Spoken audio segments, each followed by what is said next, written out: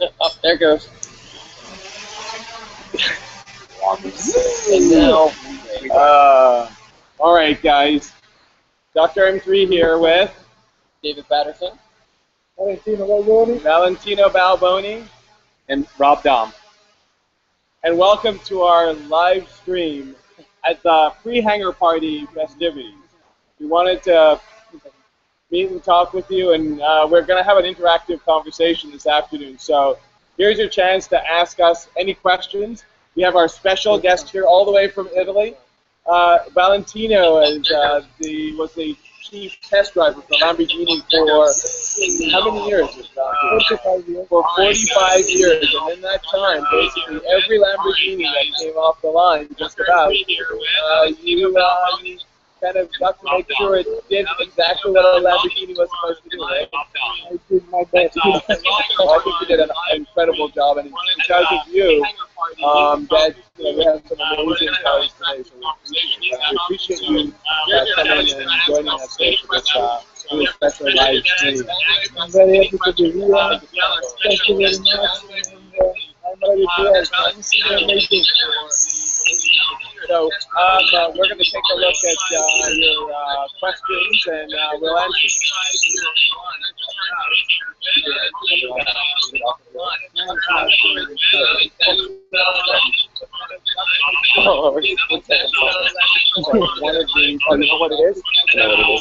Sorry, guys, technical difficulties.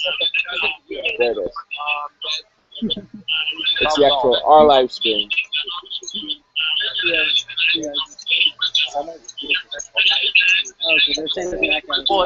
Okay.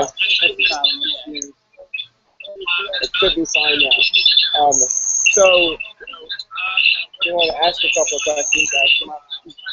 There's just some audio. Still echoing. Is yours running? Do you have the audio? Mine's not on. My audio's not on. Oh, hold on. yeah, that should do it. That should do it. There we go. All right, That was very good. our Is that better, guys? Proof. All right, we're good. All right. So we've got some moderators. So Yeah, questions. Let's look through here. So we're going to try to answer as many of these as possible. We're also going to go back after the session is over, and if there are questions that we didn't get to, we're going to try to answer them online, so in text. So go ahead and check back. So our first question. You may want to read the user's name. Let's see. We're still talking about the audio. 1 second.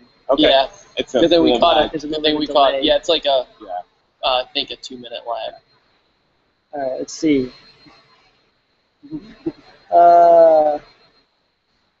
Here we go. Always have the technical. Always. That's why you started early.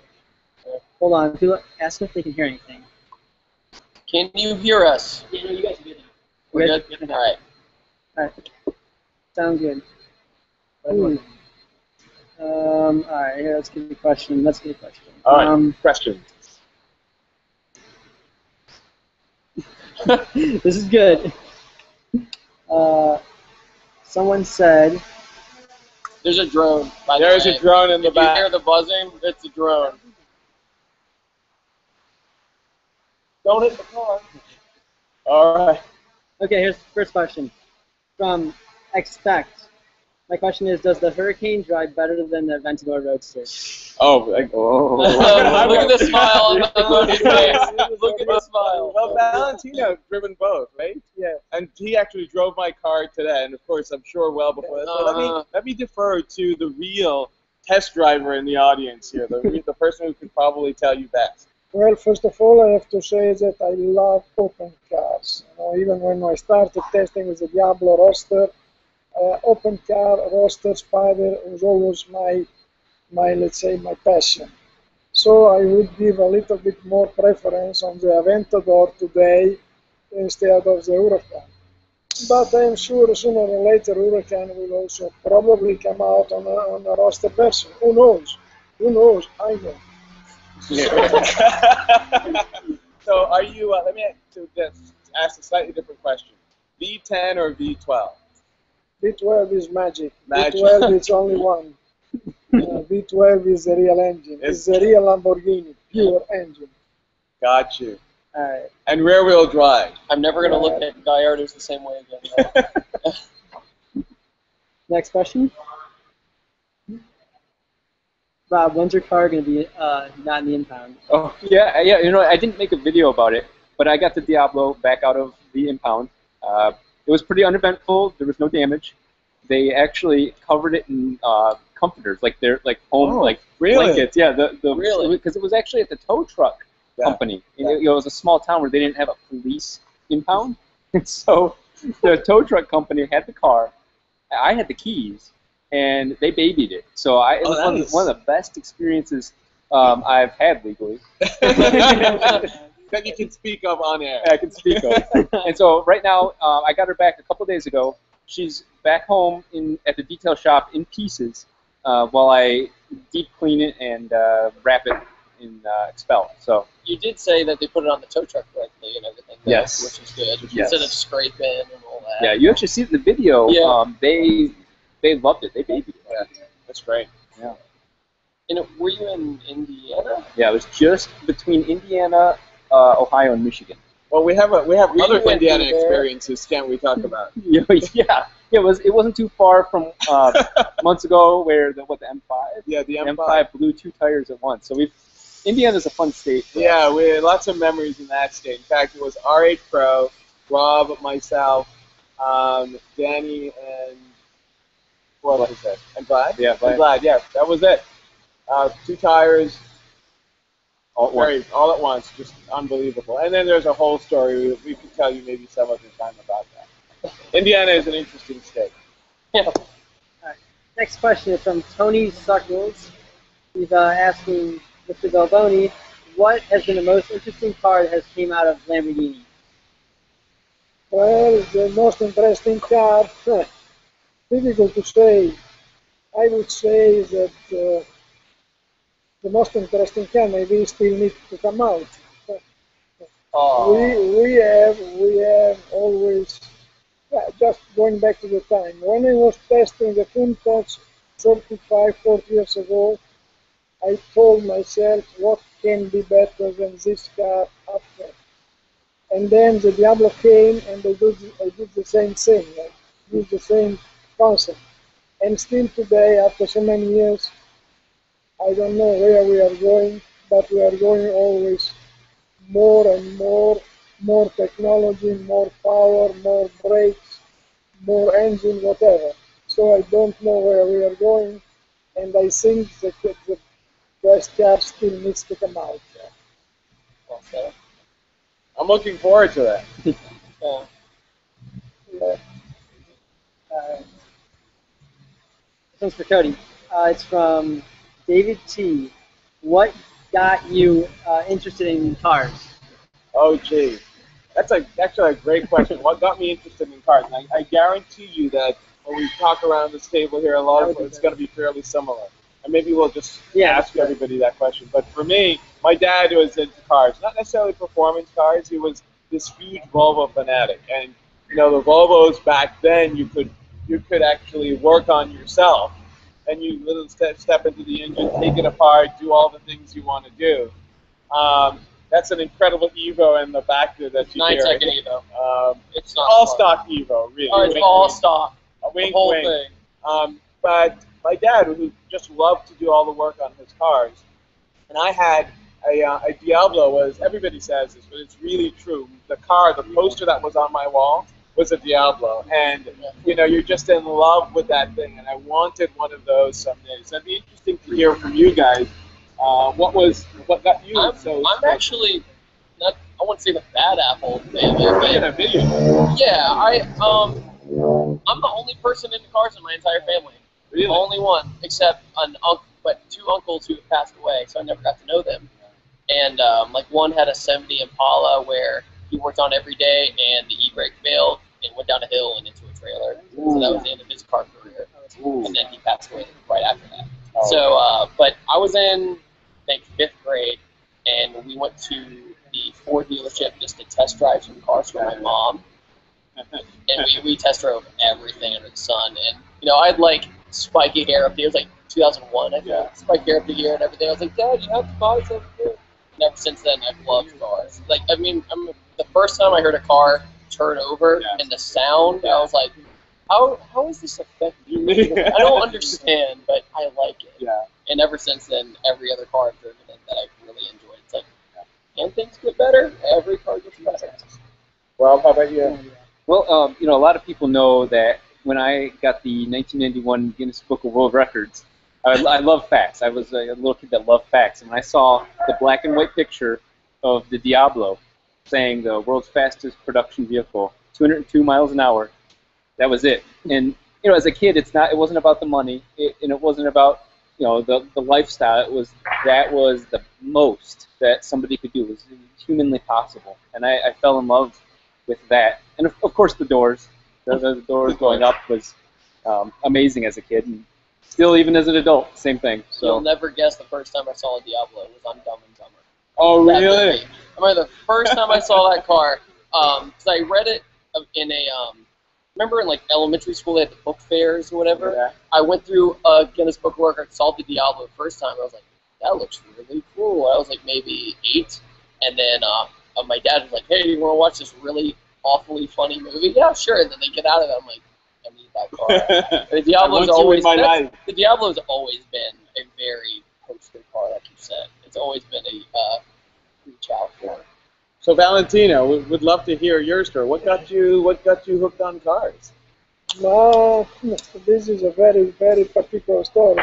I started after the school and I was looking for a job, and just by chance I drove past Lamborghini Automobili, and I stopped to see those beautiful cars outside in a parking lot. Those newer bodies stored there, just waiting to be pushed inside the building to be assembled. And I started. A guy came out from the building and he started pushing those bodies inside, and instantly I started helping him and talking to him. Yeah. A company Lamborghini of those years was a fresh new company, open, no security, was everything, old concept.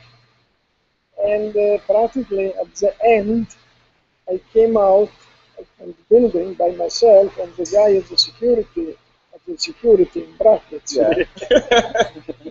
was a good friend of Ferruccio Lamborghini, and he started yelling on me because he said, you are not supposed to be here, who are you, why are you coming out? He knew everything, but he was just playing a big role. Yeah. And he was making me feeling like, a small thing. Yeah. And at the end, he gave me an employment form to fill it up. And he said, okay, come back next week for an interview. And this is how I started. Wow. Impressive. Yeah, exactly. That was my fortunate day, I would say. I had no idea what a sport car was or what a Lamborghini. Just after the school, I was looking for a job. And Lamborghini was closed, and is still closed where he was living. Yeah. And my dad needed me to work, and this is how I started. It's great. Very good. All right.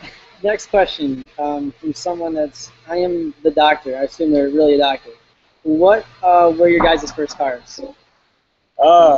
Good question. My first car was a Fiat 500. Oh, yeah. 4 valve. It was 2 of each cylinder, 2 cylinder,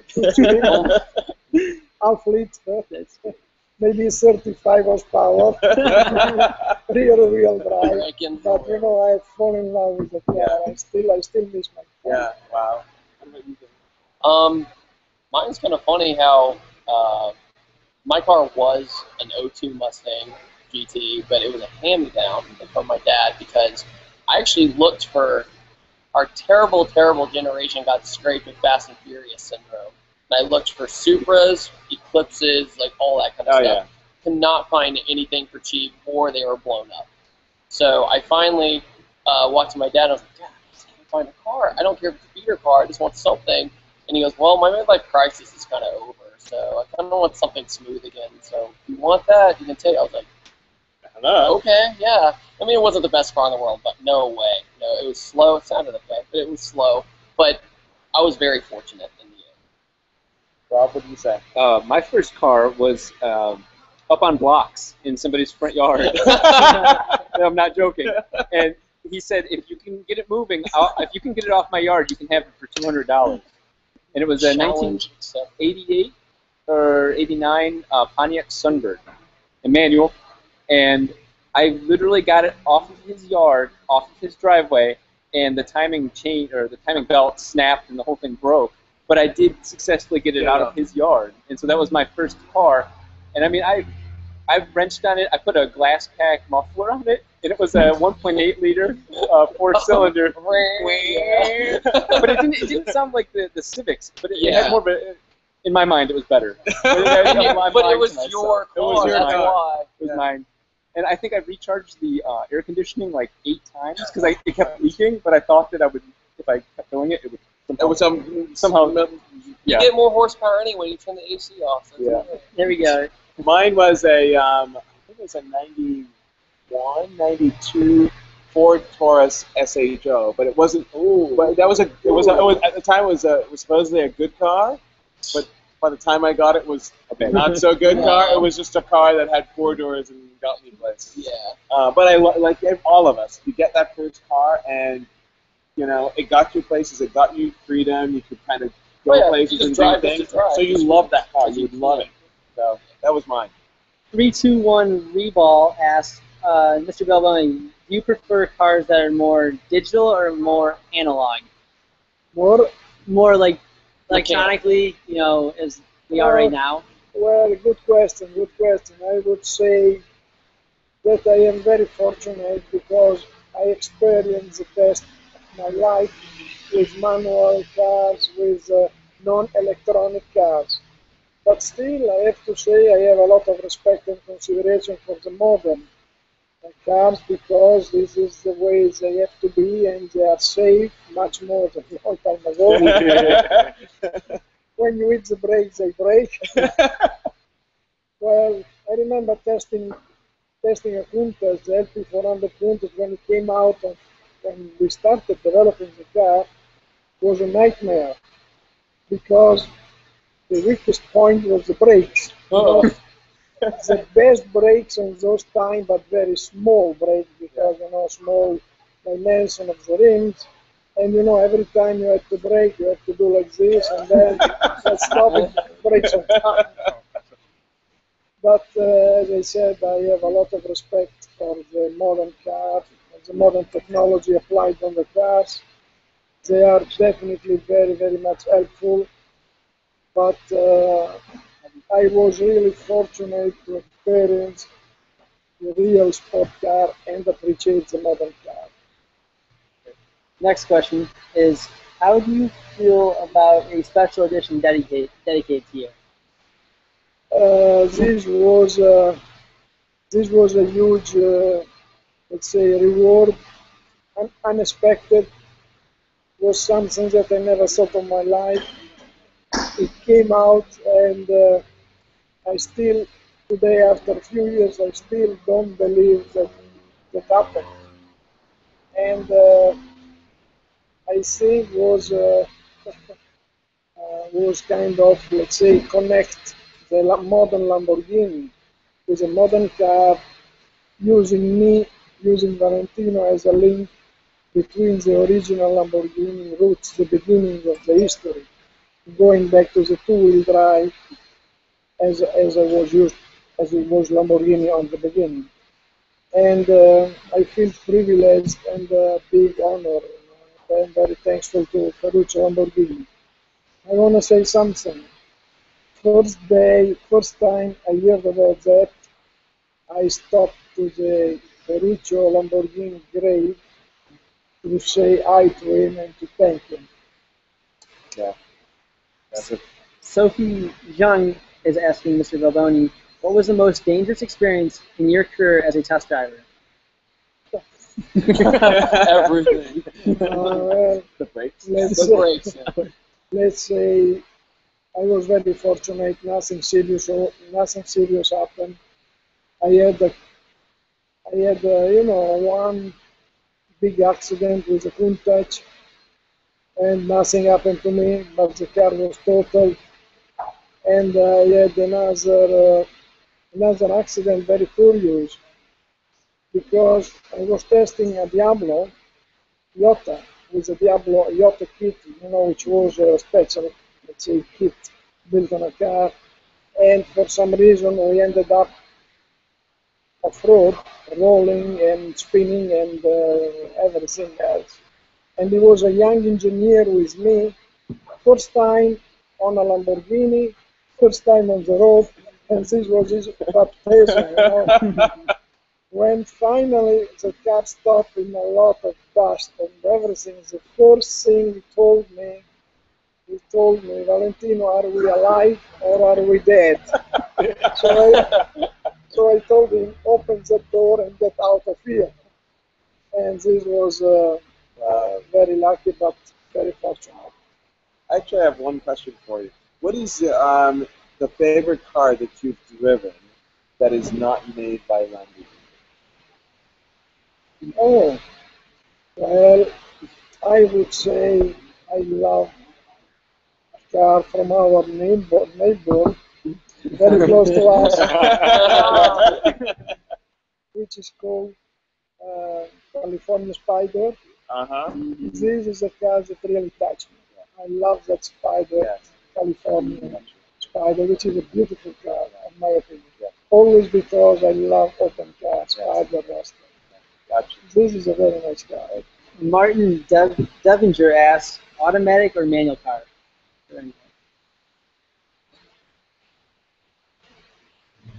Yeah, that's right. With the clutch. With everyone else. Yeah, manual. Manual. Yeah. Yeah, if you could, it's just that with the power and everything else, I think there's a reason why we've gone down the e-care path. This gentleman here. No, come around. Say hi. You guys know this guy. Hello. You can ask him questions too. Yeah.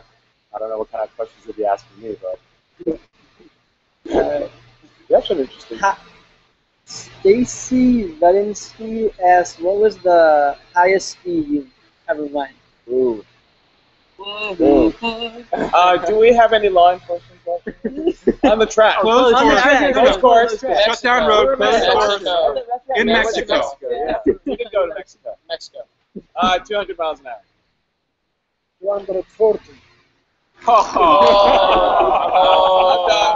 done. Okay. Well, that way What about you, Rob? 200. I did it in the Diablo. Y'all making me sad. 180s. It's close. It's It's getting there. gold. It's getting there. It's the next step. Yeah. Because that's the first question I get asked. Yeah. When they I do get asked Diablo. that all the time. What's the I'm like, fastest? What's the you've gone? fastest? What's the fastest? Not even how fast can this go. No. It's how fast have you gone? Yeah. Like, did you I don't want to. I'm have the guts embarrassed to to say keep how going? fast I've won. I don't even want to say it. Didn't get the 2 mark.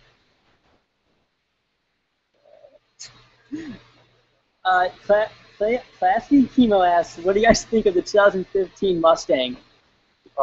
That's right for you. Everybody looks at me. That's right for you, man. That's right. I mean, a good friend. Well, I wouldn't say I'm more of an acquaintance with him. You guys might know him, Matt Fair from the Smoking Tire. I think his crew recently just did a ride along with the 15, and then they did a ride with the Shelby. They said the Shelby felt ancient in comparison. Their exit speeds out of the proving grounds were 15 mile an hour faster. Really? So it went to like 300 less horsepower. So, but I think it looks great in person. Photography and stuff, it looks hideous. I'm just gonna be blunt. But as for like the EcoBoost one, everybody's scared of. They're scared of the EcoBoost one. I say don't be scared of it. I mean, they use that same motor in the Rosion. They use the same motor and a bunch of cool stuff. So I'll be interested to see what people do, like guinea pig with it, and just kind of see what happens. Well, I think. Go ahead, Rob. Oh, I was just gonna say because I live near. Oh yeah, all those yeah. videos. So just like what you said, is that what it looks like in pictures? A very Fusion / Taurus / whatever. But in person, beautiful, absolutely beautiful. And their new color sets are awesome too. The bright orange, bright yellow. I'm like, okay, that's better. So, this is always a challenge, and we talked about this even on the Huracan, and even on the anniversary roaster that I have here. that the back end, when I first saw my car in pictures, I'm like, oh, I think they ruined it. And then you see it in person. The one thing I still don't really like about the new Mustang is the back end. I understand the homage and what it's doing, but I thought I'd like it in person because I didn't like it in pictures. Yeah. And I'm challenged. Maybe it'll grow on me. I mean, the joke on the internet ever was there was a side profile picture of a Honda Accord. Oh, yeah. It was now introducing the 2015 Mustang. Yes. And if you look from the side profile, it's, when you see it, it looks almost, it is smaller, I think. It's kind of, it's bubbly. It's organic. I think that's more of a better word. All right. Mr. Balboni, this is a question from Morgan H. Have you ever owned a Ferrari? Have you ever known? Have you ever owned a Ferrari? No. Clear that up. I thought there was going to be crickets in the background. Next question from German Zerate. Have you ever, or would you choose a turbocharged or supercharged? Me? Yeah. I love aspirated engine. I love big engine aspirated, you know. This is the way I'm used, and I think this is the most pleasant engine to drive. This is a question from a YouTube user. Has you guys ever wrecked a car? Well, maybe. Well, they must not. We both wrecked Diablos. I think that's almost a trademark of Diablo, almost wrecking it. At least. Yeah. It's always so awesome, though. I had my first and only. There's no wood around. I was just about to. Yeah, my first and only accident was an X5 4.8 IS. It was my daily driver. Literally, not even 3 weeks to the day. Out of nowhere, this huge buck, and I was only going about 50 miles an hour, jumped out, I tapped him, and then out of nowhere, what felt like an eternity, it must have been 30 seconds, but I got rear-ended by a Neon. And, of course, the Neon got totaled, but, again, my car that was only 3 weeks old had something like $15,000 worth of damage, and it was just Heartbreaking. Heartbreaking. Brand new car. It was fine. It wasn't total, but just an experience. I've fortunately never been in an accident, but I don't plan on it either. Yeah. So.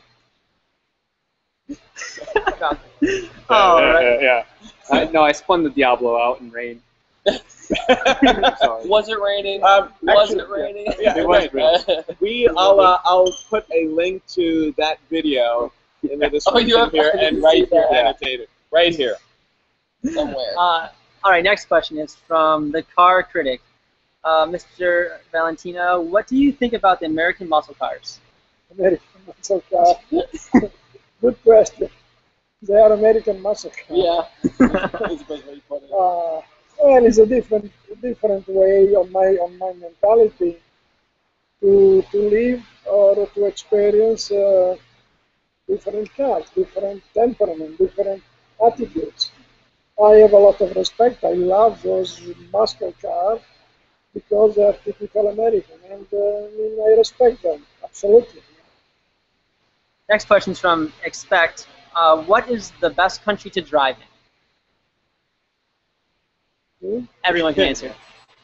The United States, because I never watched it. We'll change that, David, soon enough. All right. Next year, we're going on an adventure. Oh, Lord. For me, every place is a good place to drive a car. Next question is from Car Spective. Do you think we will ever see a hybrid Lamborghini like the P1? I don't know. I don't think, not within short time, as far as I know. This one's to Rob. Is it about his hair? It's actually about the accident. Well, there's a lot of them about Rob. There's We a lot can't of say online. Oh, baby. How many spins did you get in the accident? How many spins? How many spins did I get when I spun out the Diablo? It was very interesting because it went in extremely slow motion. So I remember the path it took.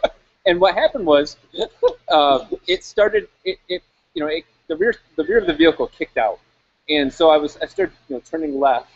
Well, I was counter steering it, and I was laughing because I felt like I was going to recover it. and then that car does not have a tight turning radius, and so I hit the wheel lock, and it just kept going. So I went backwards. So I went 180 degrees backwards. I was looking about 3 cars behind me. Oh, wow. And I'm surprised none of them stopped. I mean, if I saw a Lamborghini, wreck in front of me, I would definitely stop for all the right reasons. Yeah. And so I went across the traffic backwards, and then finally, because it was like a hydroplane, it was a big puddle of water. Finally, on the side of the road, there was raised, the asphalt was raised, and so it caught the rear of the car, spun me forward again, and that's why I hit the front corner. So I didn't spin. I went backwards and then came back. Next question is, what do you think is the best imported car, Japanese car? Oh, Lord. Oh, Lord. I've driven pretty much all of them now, other than I haven't driven the GTR. I've never driven any GTR, so I can't say anything. I think it just depends on what you're going for. Like, they're so purposely built. Like, Subarus and Evos, for the most part, it's like if you want a quick 4-door car. Daily driver, especially if you live somewhere in Pittsburgh. I mean, you see Subaru everywhere here because it's all-wheel drive and gets you around. But, I mean, you're going to have to say all the stereotypes. RX-7, Supras, Skylines. Can't think of anything else on the top of my head. Chiruno, all the classic cars. They're easy to think of. Yeah, the ones that pop up in my head. Yeah. They have a good reputation for a reason. I gotta say, between all the vehicles my brother and I have owned, because I've done my Japanese vehicle tour. Yeah. Obviously, you guys know at least other people that follow me know that I love the rotary engine. I think that's a very fascinating engine. And it's got a very cult-like following, and that's my favorite part of it. It's a very close-knit, similar to Lamborghini. There's the people that enjoy that love it, and so for that vehicle, it's a lot of that experience. But the Supra, for example, that's a very big. It's a very big vehicle. Big car. The interior, everything about that car is very big. Even though it doesn't drive like that, it just the presence of that is there. And of course, everybody knows that I love to give my brother's GTR a hard time because it is the opposite of my Diablo. That it's very electronic, and you just press buttons and go, and I can't do that. And so, I mean, you're roasting pretty much all the way down the track, aren't you, in your RX-7? Oh, yeah, and you're still trapping at what? Yeah, 149. Yeah. I mean, the rotary is just, like I said, it's interesting. I mean, the best analogy ever, it's a Dorito and a Pringles can. I love that analogy so much. But it's a good analogy. Next question is from the Stig. It's asking Mr. Balboni, what is the best non-Lambo supercar? The best non-Lambo supercar. This is a conflict of interest. I don't know. Well, I No comment. really don't know. No, I mean, there are a lot of nice, a few beautiful sports cars.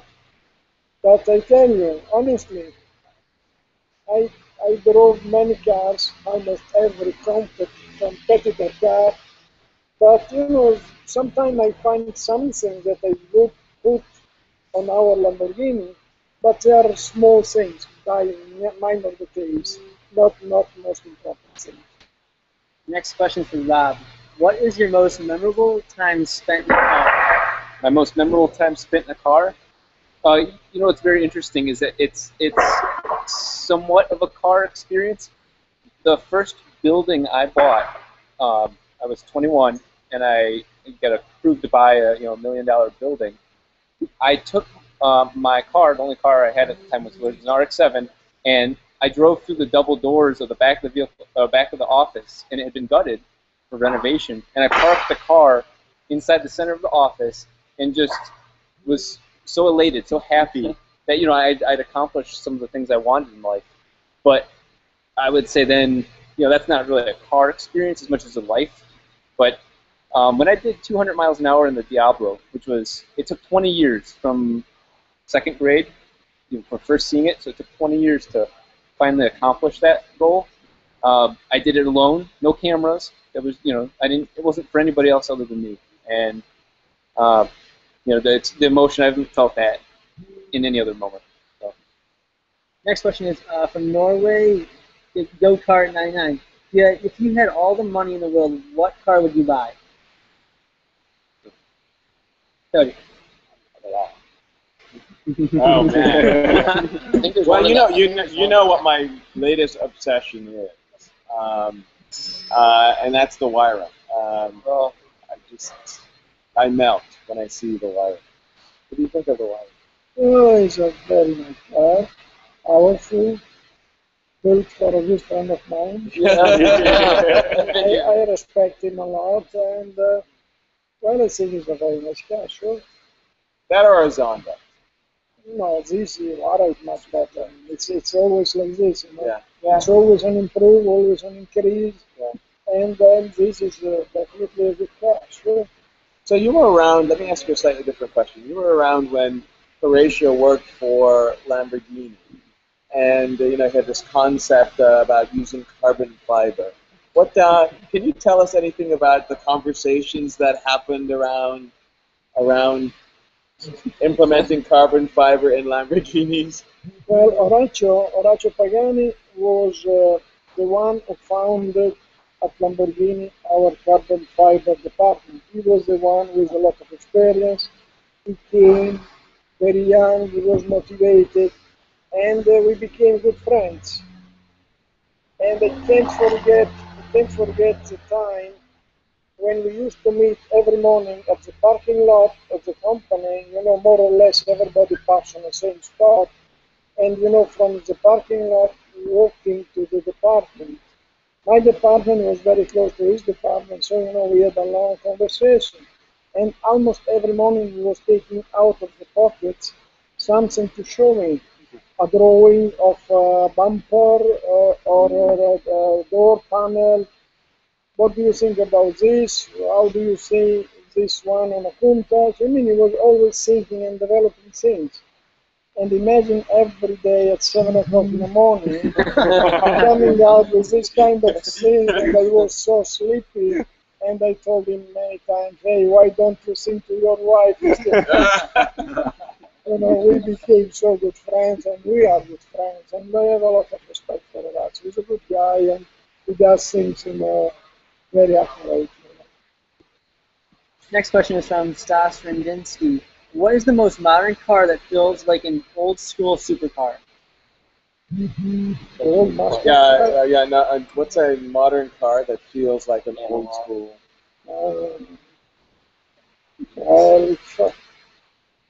I think Subaru GTR remembers me a lot of that, because as I was driving that car a long time on a track one day, and I realized that this car is, a lot of electronic, but still keeps some personality, and you have to control the car, and you have to place the car. Which car? The GTR Nissan. Okay, GTR. That's so Acceleration Nation. That's for you, Nissan GTR. Next question is, what is your favorite color on a Lamborghini? My preference, let's say Lamborghini Miura came out with verde, with green, and then let's say the typical color was orange, and I love orange very much. I just want to let everyone know on the stream that there's so many comments coming in that we can't go through in order. And we'll get a chance afterwards, once it's saved, I can go back and see them. Yes. So we'll try to answer as many of them as possible. There's 1,000. There's 1,000. We can't. We're not going to be able to get through. Yeah, we'll do the best. We have one question from Nick. Yes. He wants to know what your fastest time around the Nürburgring, if you've done. We did it. Yeah, we did it. We did the Nürburgring. But it's not going to be anything. Have you taken any of the Lambos around the Nürburgring? Not Lambo, but I was testing, many years ago, I was developing, or I was part of the development of the BMW M1. Really? Oh, I didn't know that. Yeah, because Lamborghini on those times got the project from BMW to develop and assemble this car. And I drove that car many times on Nürburgring, Nordschleife. Yeah. And we are talking about 30 years ago. So I remember that truck, I remember that car, and but lately I didn't drive. I didn't drive anymore on the much lighter. Next question is from Stasi Rendinsky. Valentino, was there a day in your life where you just wanted to do something else? And you were unhappy about the job that you had? No. There we go. Somebody tried to steal me from Lamborghini, which was a name born. But you know, I think I took a good decision to stay with Lamborghini because I thought they wanted me out of Lamborghini more than on the other company. Yeah, there's one. Yeah. Tony Suckles asked, what car would you take on a tour of the country? If you had to drive all over the country, what car would you use? Miura. Oh, wow. Miura SV. That's Nice, smooth, reliable. Yeah. Well, we took, I just came back from a cross-country trip where we took the F-150 Raptor, and it didn't matter if we were on-road or off-road. That vehicle was, I was pleasantly surprised. I've not been in a modern F-150, and I can speak very highly of that experience. Oh, yeah, right? Raptor's different than every other F-150, though. Yeah, it really is. Yeah, it glides. iQuack Deep asks, what is everyone's daily driver? Mustang, the one that's outside right now. I have a M5, a F10 M5. A beautiful Audi A4. Oh, yes. Mama Audi. A 2005 Cadillac CTS. My infamous one. The infamous CTS. She will die a glorious death. She will not die anytime soon. Not We're gonna anytime keep her soon. alive. We're keeping her alive. Yes. Do you think that Lamborghini would ever make the Aventador in two-wheel drive? If so, what would be the reason? Another Balboni edition. He did say V12 is the purest engine. Well, I don't think Aventador will be on two-wheel drive. I don't know. I don't say. Launch control, though, again, linked right here to an old video, including actually the most recent launch control. In the tunnel? In the tunnel. Oh, that was amazing. Oh, I saw that. I seen it. Yeah, he saw it because that's RA Pro off camera, because he was right behind it. That's what I'll know. Catless Exhaust asks, what do you guys think of modifying supercars? Oh, well, That's a good That's a question. great question. Nope. No, I don't think it's necessary. I accept a change of the exhaust, Very good. but I don't think it's necessary to do any other improvement. Yeah, that's actually a similar thing. Is that people ask me a lot about turbocharging the Diablo. No. I won't do that to that car. The Japanese vehicles I'll tinker and tweak with, but I definitely love keeping the car unchanged. Because you had a twin turbo one. Yeah, I did. That was how did that compare, like, experience-wise, to say owning a normal one?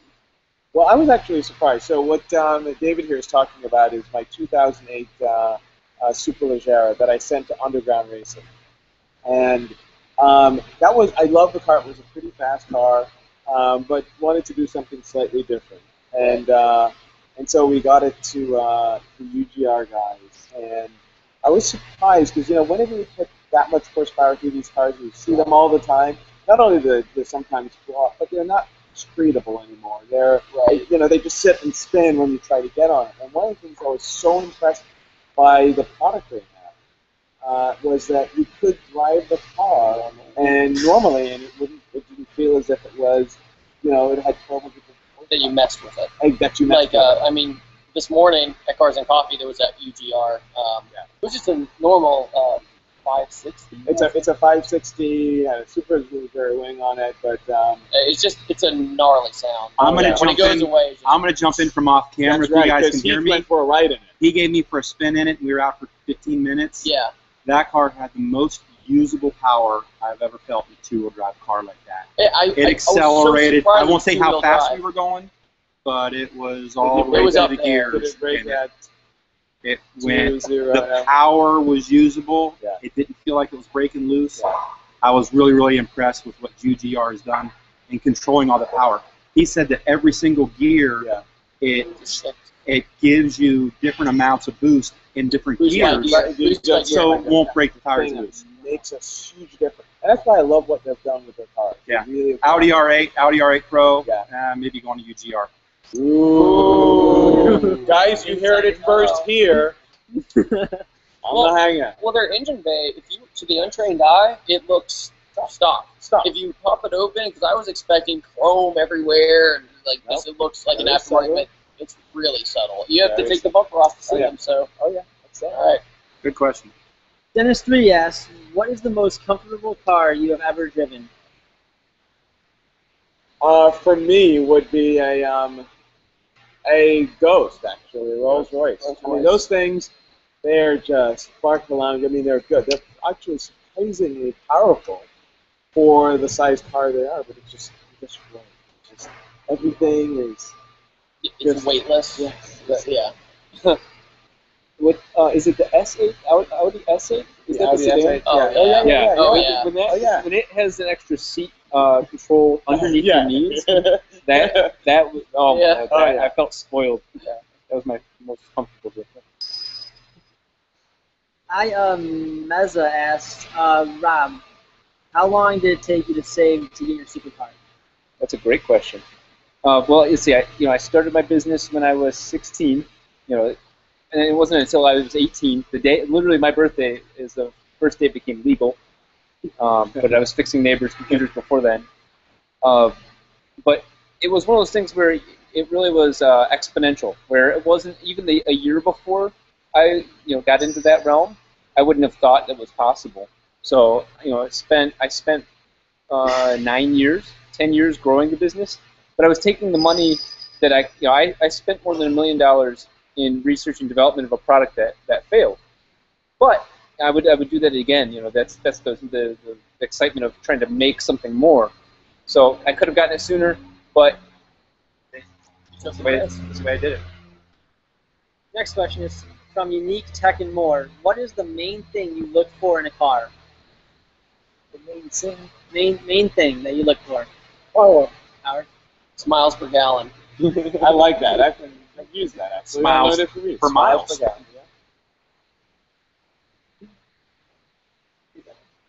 This is not really a question. It's more of a statement by Mr. Foxygen. He said, Balboni, thank you for test driving the best cars in the world and for answering my question. Awesome. Oh, thank you. Okay. Thank Next question is, if you had $100,000, what car would you get? What? If you have $100,000, I have only $100,000 to spend, what car would you get? I know what I'd say. Can it be? Does it has to be stock? Or can you build it? Well, good question. Let's say stock. Yeah. Stock. Because you can build. GTR. I would say the same thing, GTR. For $100,000. You can get a first gen now. Even that. All right, next question by Martin DeVanger. What do you think about the Lamborghini Urus? The Urus. I will Urus. tell you this. You got to come around here. We're going to get this guy back in here. So we saw an unveiling, the first unveiling in the U.S.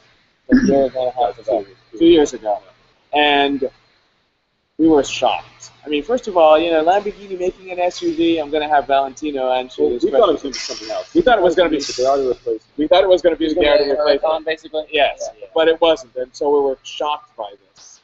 I like the design. I like it too. a lot. I thought it was Oddly enough, I mean, listen, they started the SUV market, right, with the LM002. Yeah. So it's not surprising that they would go down this path, and it's going to be a 16 or 17 model, I guess, Yeah. to build this thing. What motor were they thinking about using? So it was going to be a V. It was going to be a V10, I thought. The Gallardo or the Huracans. Yeah. But what do you think about this Urus, Valentino? I love the idea. I love the project. I think it's too late, Yeah. but I mean, Yeah. we had so much success with the LM. Yeah. Yeah. We're talking about 80s, Yeah. but it was so much fun developing the LM. Yeah. You know, used to drive bello cars sitting almost on the floor, Yeah. and then suddenly Yeah. I felt myself driving so high, Yeah. Yeah. but can't forget the experience when you go on a motorway, Yeah. who's testing the car on a motorway, Yeah. and you know people see this car coming 140, 150 miles per hour, and they literally disappear from your. It's kind of like the Raptor. So after too. the I'm Raptor, sure it's like exactly. a breath of fresh Get out of air your way to on the do highway. something different. They're doing very Yes, yes. It was experience that you know we built developing the car because you know this was a unique car, Yeah. powerful, big, going on a sand, Yeah. 800 miles per hour. You know, I mean, Yeah. it was amazing. And you know, just a small note: the first LM we developed was with a rear engine. Really? Rear engine, yes. And we went to the desert testing the car, but we had to come back immediately because going up to the dunes, Yeah. you know, with the rear wheel drive and the front wheel drive, yeah. you know, the weight was Oh. putting the car rolling Just back. started taking it back. Yeah. Gotcha. Oh my So gosh. it was a nice Okay. experience. It was So a nice that's why it's experience, but we had to come back and put the Put engine it in the front. Gotcha. I think it was a good call. Wow. But you know, there is something where Lamborghini has always been credited with really inventing the supercar market, and really they also invented the SUV market. Right? Definitely, the LM is an icon, you know, on Lamborghini history. And yeah, it was a very fortunate project, which unfortunately has been cut off because of political situation. But then, when the car was converted to let's say civil use, Yeah. normal use was a lot of success on those times, on those years. Travis Adams asks, what do you think about the 2014 Viper and Vipers in general? I just reviewed one yesterday. I did a second-gen Viper, and I was blessed because it was the first Viper ever to have ABS. But I think that tells something about the Viper, that it's a very scary car. The owner, his name's Vernon, he literally bought the car because out of all the cars he was looking at, it scared him the most. The brand new Viper, though, I think is struggling because since there is so much digital, and also you have the C7 Corvette, which is cheaper, and it's pretty much just as good. Yeah, let's talk about that because it's a tough thing. I actually like the new Viper. The I think problem it is, looks great. I think it's struggling though because it's still on the old chassis, and then It is still on the old chassis, and it makes it kind of. C7. I mean, I remember they did the Motor Trend did a brand new test between a ZR1 of the last generation and the Viper, and the ZR1 still won after development years beyond. It wasn't by much, but I mean, it had to be very disappointing. But a lot of hard work. The Vipers are wicked cars. Awesome. They're wicked. Absolutely. I actually have a kind of a question for Valentino about that. Is that at the time Chrysler was involved in Lamborghini, was there any sort of relationship between? Because I feel like the Viper's the most raw vehicle, American vehicle. I feel like that it's the closest to. When Chrysler owned Lamborghini, the only thing I remember we did for the Viper engine was testing the airflow on the heads on the Lamborghini Formula One facility because they had the tools, the equipment to test the airflow going on the engine. And this was the only thing we did, Lamborghini did for driving in those times. Next question is from Chris Diz. Let's start with Rob. What car have you put the most miles on? What car have I put the most miles on? And how many miles? Yes. It's going to be the RX-7. I daily drove that. I always tell people not to daily drive those cars, but I didn't listen to my own advice. And it hasn't let me down. I've got about 50,000 miles just on that car. On the, is it on the 3-rotor or Two-rotor. it's a 2-rotor? Yeah. Okay. Everyone else. Oh, sorry. My car right now, actually, 55,000 in 2 years. So. I think that Taurus, I put. Taurus? Yeah, I had a Taurus SHO. Oh, I had an SHO. It wasn't, trust me. It sounds Yeah. great, but it wasn't. I think I did maybe 30,000 on it. Guys, that's don't not drive good. it. Because I used to I drove it back and forth. It was awesome. next question is, what is from Blood's? What is the biggest disappointment in your automotive ventures? When you learn that cars break, Yeah, and when you least expect it. it's always at the worst possible time. Especially, like, there's a running joke with my channel is that whenever somebody finally says yes to me videoing their car, it breaks every time. And that's why a lot of my, like, there'll be these dead zones of no car reviews because, hey, I have this, 900 horsepower Evo. Hey, I'm finally going to let you drive it. It blew up, buddy. Sorry. That's the kind of stuff that happens a lot. Would you rather listen to music or the exhaust note from a car? Oh, easy. It's music to me. V8, V12. If I drive here was music. It sure was. You'll see that video soon. I don't know what you're talking about. Again, I'm not sure about that. Next question is, do you think the Hurricane will, I don't know how you say it. I know you guys. Huracan. You take Huracan. the H out. Well, yeah, Huracan. it's Ura. Huracan. Okay. I think everyone screws it up.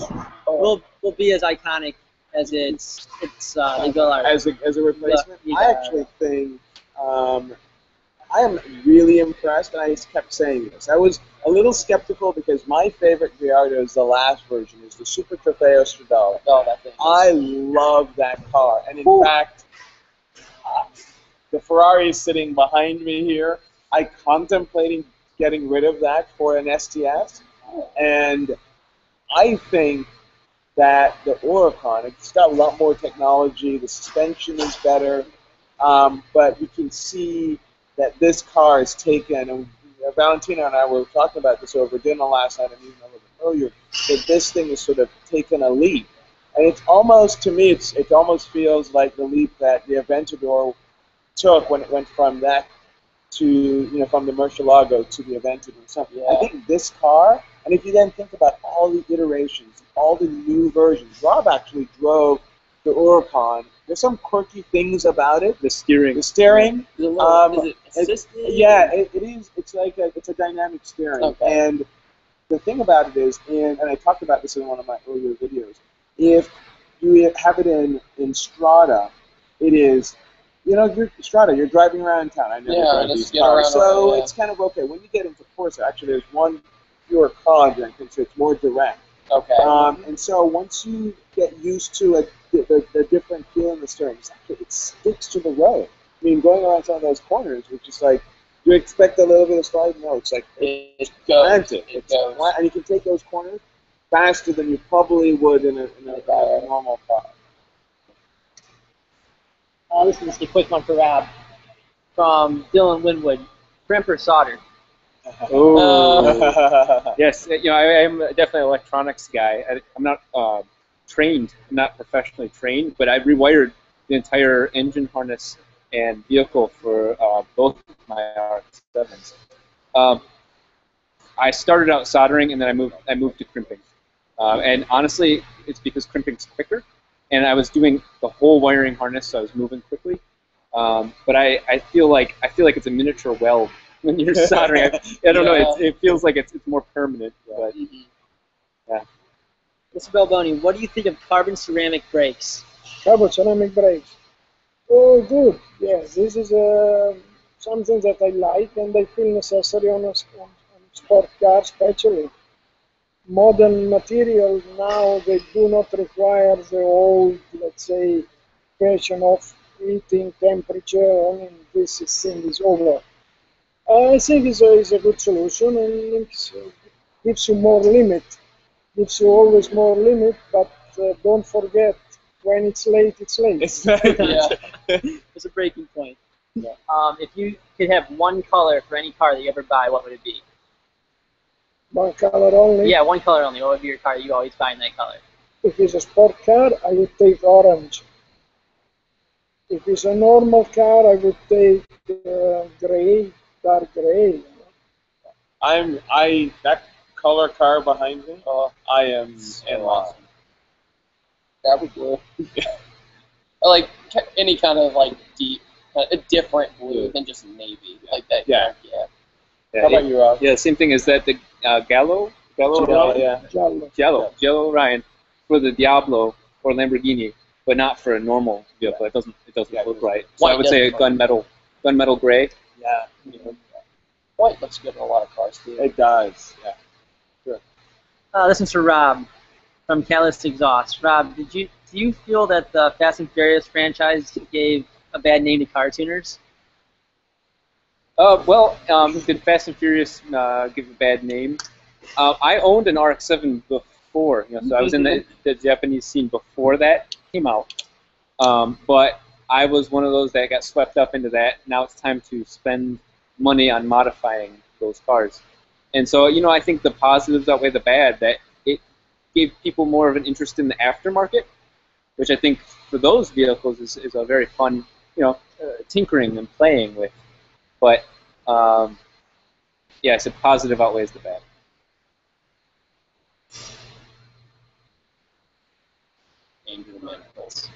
Actually, while we're looking for the next question, what's the status of Project Ghost? That was some of these. Okay. A lot of people are asking that. Yeah. I've been very careful not putting out too many videos lately, especially being over in Monterey and all those adventures. But as some of you know, I purchased a 1967 Lincoln Continental, and I've got it running, and I can hear the valves tapping. It's bad. But it runs.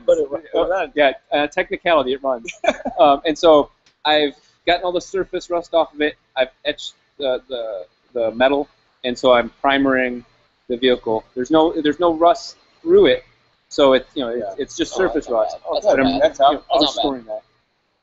Next question's from German Zerat. What do you guys think of people wrapping supercars? Would you rather wrap them, or would you rather have them be painted? I'd rather wrap them, because you can, this is Verde Ithaca today. Next year, next month, it could be, a Rancho Argus or some of our favorite other color. Like GTR, you always film a lot. GTR, that thing's gorgeous in person. Oh yeah. So I think that the matte, now the question is, I don't think I'd plasti dip a supercar. No, I never a supercar. Well, no, trust me, it's only a matter of time. I haven't seen one yet. Somebody's got to do it. Somebody will Somebody's do going it. to do it. And actually, if somebody's watching this, yeah, the only, I totally am usually against it, but not a supercar, no. But I recently reviewed a car that was that Chameleon they just released. And my friend's very talented. He does it on the side for people. He's very talented, and it looks like a wrap. Like, there's no bubbles, no anything. And he changes the color of the car every month just because he can. And it's cool stuff if you know how to use it. But a lot of people, as mean as it sounds, don't know how to use it. So they'll take a spray can and go like this and go, it didn't work. And so actually I reviewed on our sister channel, Ignition Tube, a Evo 8 that had it's a faulty. Dude, that blew my mind. And how he did that. I mean, and they are just exactly 3 or 4 dips. These guys do amazing stuff. So it literally shows you the capabilities of it if it's done properly. Go ahead. One of the questions, or a couple questions, came in about the Sesto Elemento. What are you guys' takes on that? Yeah, Sesto Elemento. What do you think? I think it's a great track car. I'd love to see it. It's so light, but what do you think? Yeah, Sesto Elemento was another huge study for Lamborghini, another, building an experience to build a car completely in carbon fiber. And I think the project brought a lot of experience and benefits for the future. Well, I've actually got a question. Did you ever have a chance to drive the Cizeta? Yeah. Yeah. Yes, long time ago. Okay. In Dubai. Okay. In Dubai, yes. And the vehicle I was asking about is one of the designs originally for the Diablo, or No. He was for a short time a Lamborghini employee. He was a test driver of Lamborghini. Okay. What do you guys think about driverless cars, so autonomous cars? Well, to be honest, given the way some people drive, I think putting something automated behind the wheel instead would help.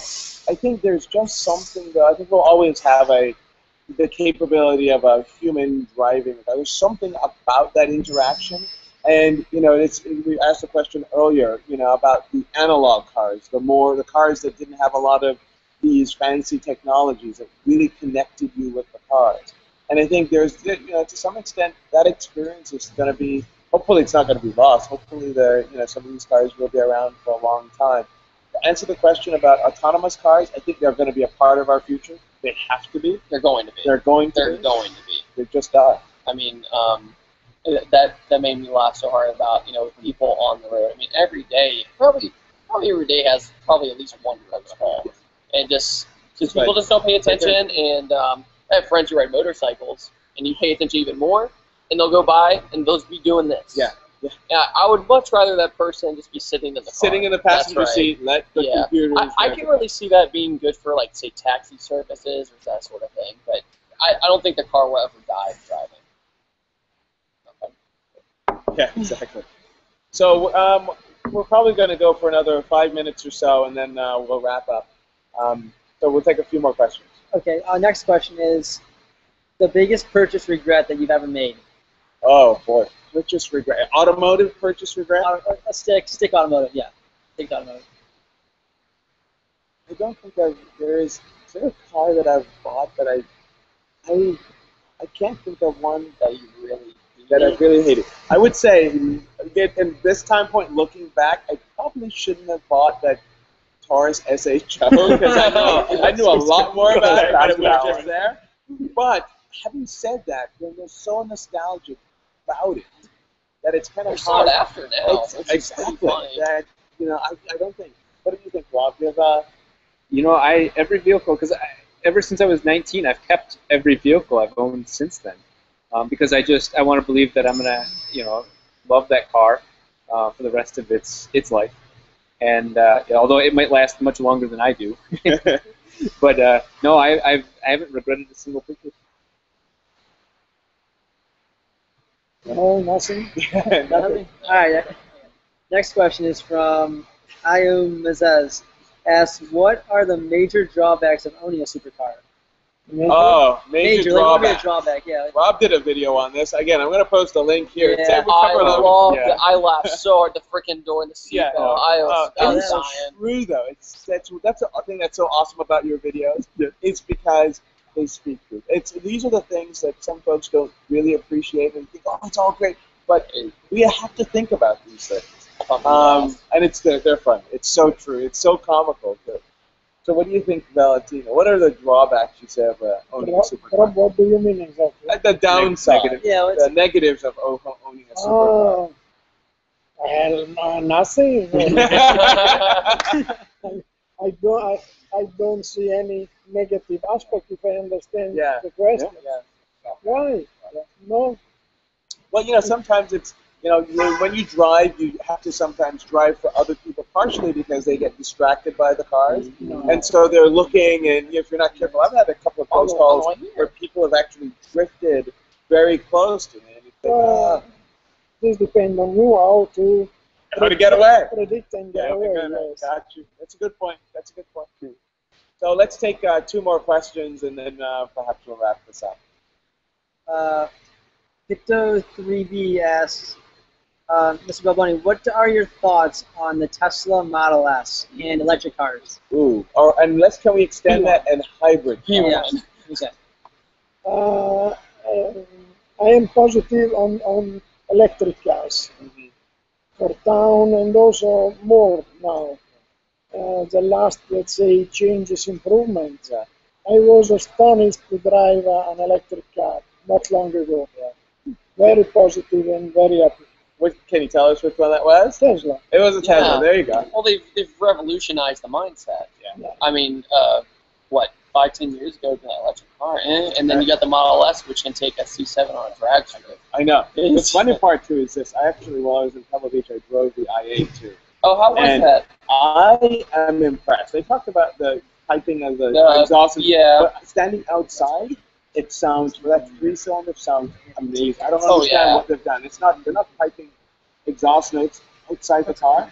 So, and the performance, And the look of it too. It makes it look like it's not a bleak future with electric kind of stuff. But then you also have the P1, you have the LaFerrari, and you have the 918, right? Or 918. 918, or however you want to say it. They're fast, and they use the electric motors to their advantage rather than just saying that we have an electric car. Exactly. So if that's our future, that's great. Final question. Mr. Balboni, what is the best story you have about being pulled over? The best Being one? pulled over by the cops. The police, yeah. Please. If you can tell. If you can tell. With a good outcome. Yeah. No, I mean I was always lucky, but I drove many years in America. I never had bad experience, to be honest. And unless one time, which I was a little bit too fast, but it ended up in let's say in a very professional way. And I am surprised how police is professional here in America. I've never seen anywhere else. Well, guys, thank you so much for joining us for this hangout today. I want to thank Valentino for coming all the way from Italy to join us. And I want to thank David, and I'm going to put links to his channel in the description and somewhere around above my head. Please, above his head right here, please subscribe to his channel if you're not. Subscribe to Rob's channel as well. And give us a shout out. Again, we'll try to answer some of these additional questions offline. Thank you all for your support. Thank you for coming in and asking us all these questions. And of course, Spaghetti there. Come on, stick your head in here. There he is. There he is. Awesome. Thanks, guys. Appreciate it. We'll bring you videos on the events from today and the next few days pretty soon. Thanks again for your support. And if you're not a subscribed member or you're not subscribed, do so now. Get us on Instagram. Yep. Twitter. Yep. You're now on Twitter. Yeah. Yeah. Same usernames. Exactly. Same across the board here. Thanks, guys. Take care. Take care. Ciao. That one. We can't even answer. We couldn't even ask half the questions. I have a very Rob, your question.